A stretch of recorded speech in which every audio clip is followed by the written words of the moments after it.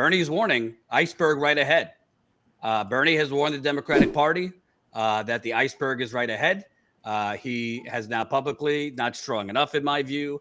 I think Bernie, obviously I respect what he's done for the movement, but I think he's been too timid in the Biden administration. I think he's played the inside game too much, too long, to not much by way of results. But he's now warning Democrats and Biden to change course before you nosedive in November. So this is from Politico. Bernie Sanders has something to get off his chest. Without a course correction, he sees the Democratic Party on track to get shellacked this fall. As the progressive Vermonter, not once to mince words, put in an interview on Tuesday, you really can't win elections with a bumper sticker that says, well, we can't do much, but the other side is worse, which is funny considering the video we just played. Quote, the Republicans stand an excellent chance of gaining control of the House and quite possibly the Senate. He said, while the GOP's anti-abortion stance and opposition to more sweeping firearm restrictions may help Democrats, he warned that if they, quote, think that they're going to march to victory based on those issues, I think that is incorrect. With the majorities flashing before Democrats' eyes, the independent who caucuses with them is asking his leadership from Biden on down to acknowledge that the party can't actually do what it wants with two centrist senators as their deciding votes. After that real talk, Sanders wants Democrats to make the case for more Democratic power in 2023 through a Newt Gingrich-style contract with America. It's a long-shot attempt to break the malaise hanging over the Democratic Party as Biden's polling remains underwater and its senators grow nervous about holding their majority with Republicans favored to take the House. Sanders, though, is done with such happy thoughts. Quote, say to the American people, look, we don't have the votes to do it right now. We have two corporate Democrats who are not going to be with us, referring to Manchin and Sinema. Quote, the leadership has got to go out and say, we don't have the votes to pass anything significant right now. Sorry, you got 48 votes and we need more to pass it. That should be the message of this campaign. I got thoughts on this. I don't really agree with Bernie on this. What do you think? Yeah, I don't agree with that either. I mean, it may be the case, but I think going out and telling people that is just, it's not, that's really devastating for a campaign, right? Like you don't tell people what you can't do and you're sorry and, oh, well, just trust us in the future and we'll do it. But no, you have to show people that you're fighting. You have to show people that what you care about. You have to, make a stand. And frankly, you got to twist some arms sometimes. And that's just not happening, or at least it's not happening in public view. I mean, why is Biden not like leaning hard on Manchin and Sinema? Oh, I've been saying this for weeks. Why he hasn't gone on a public crusade against, I wouldn't call them corporate Democrats. I would call them corrupt. He's not. Jordan, you've been saying this for months. Right. I don't know why you wouldn't. So what is the fastest way? Let's just look at guns for a second. Okay. Massacre after massacre. Over the weekend, there was 20 mass shootings, 70 wounded. I forgot the number who died. What is the fastest path to actually doing something? If the goal is to do something that will actually diminish the shootings, not just unfortunately, there is no fastest path. No, there is. I'm about to tell you it. Oh. The fastest path is not trying to work with Republicans because they're not going to do anything for the reasons we know. The fastest path is you go on a public crusade with the bully pulpit of the presidency. The media will cover it because they'll only cover conflict. And you go after Manchin and Sinema. You say, you know what? I'm an institutionalist. I don't believe in removing the filibuster, but on this, we must, because our children's lives are at risk and our elderly's lives, grocery shopping, are at risk. And our concert goers are at risk. And as president, my number one job is national security.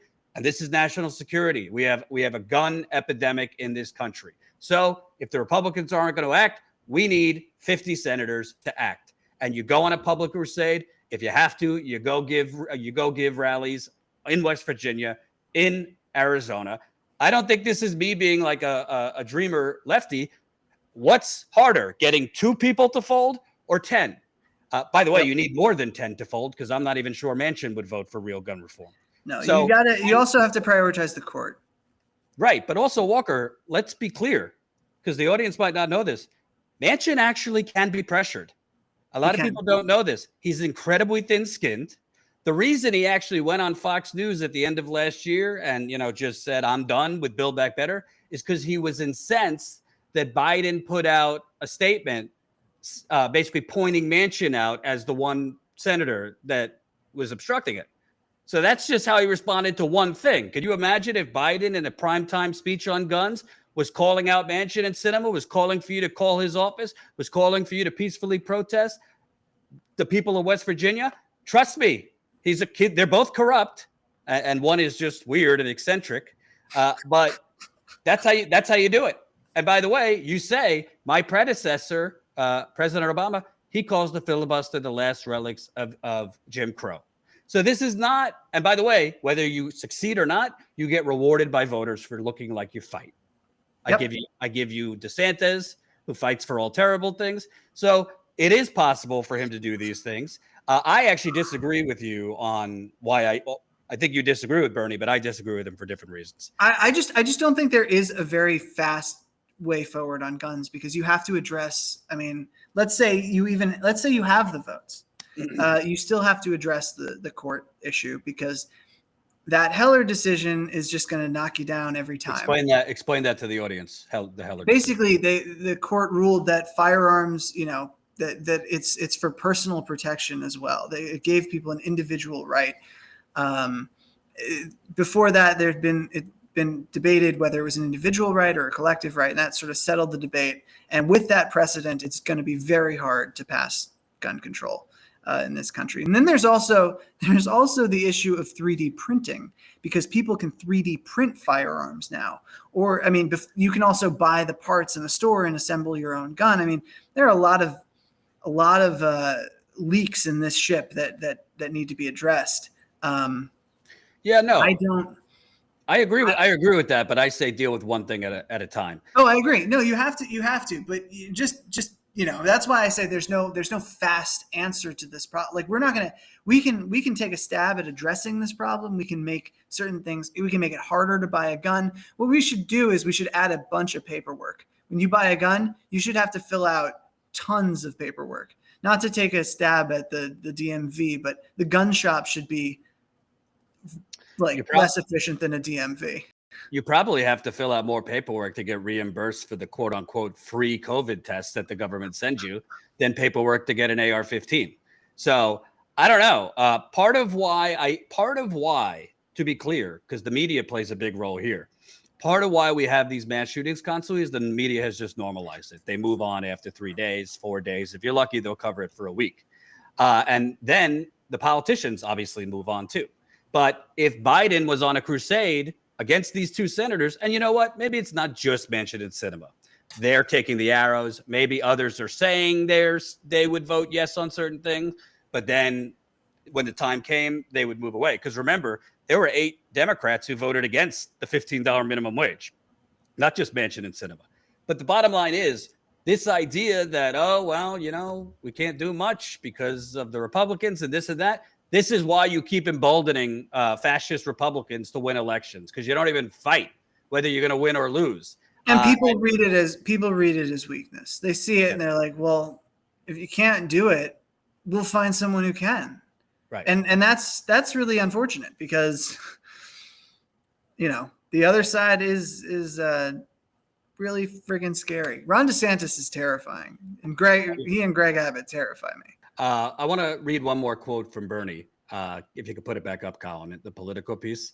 Or in other words, Sanders says, quote, 2 corporate Democrats, Manchin and Sinema, sabotage Build Back Better, and it has been downhill ever since for the Democratic Party. So remember, I said Manchin is thin-skinned, which is why I do understand why Biden's not doing anything, but Manchin took strong exception to Sanders' comments, saying in a statement that, quote, I have never berated Bernie for his socialist view. It's a shame he refuses to accept the more moderate views I share with my constituents. So again, you have Manchin, who even under just kind of like poking at the bear a little bit, responds. There has been no real pressure on this man or Sinema. Sinema freaked out because a few activists followed her into the bathroom. And the president of the United States refuses to use the bully pulpit of the presidency to make them buckle. Do I think it would cure all the ills of this country? Of course not. But at the end of the day, we're going to be having the same exact conversations in 4 years about the filibuster, because this man, when he actually has a shot to get rid of it, will not fight to get rid of it. And with Bernie, to me, I say Bernie Sanders should hold a press conference and say, here's like Karl Rove with a chalkboard. Remember Karl Rove used to go on Fox with his little board? You say, hey, here's the polls, President Biden. Canceling student debt, 70%. X, Y, and Z, 70, 80%. Democrats, you listening? This is what we need to do now. This is what we could do without the Republicans. Why can't we do it? It's that simple. But Bernie has only been willing to go up to a certain line. He's not willing to go any further against Biden. And Biden, too. I think if Biden's not going to be held accountable and he's not going to get his feet to the fire from his own side, which he hasn't, then the status quo will continue. That's a really big issue, Jordan. The lack of accountability for this administration from people from the left. Absolutely. I mean, and that bleeds into we're going to have that conversation in a little bit. Yeah. I'm sure. So, Colin, do you have the Titanic? Finally, wonderful. So that's where we're headed. Titanic, Bernie's hanging off the top. Got to Can you send me that image, please? Absolutely. We probably should have added Nancy with like dollar bills coming out because of her stock trading. Colin, why do you get rid of it so quickly? I was enjoying that. So that's a great image. Biden crashing into the Titanic. Bernie timidly warning that the iceberg is ahead. And I mean, honestly, my guess we're probably going to have a plus 40 maybe Republican tidal wave in the House, them taking 30 to 40 seats, and the Senate, we'll see. And then we're going to have 2 years of impeachment hearings about Hunter Biden and Corn Pop and many other things, and nothing will change. Thanks for watching, and make sure to tune in to Status Coup's daily live stream Monday through Thursday at 5 o'clock Eastern Time and Fridays at 4 o'clock Eastern Time.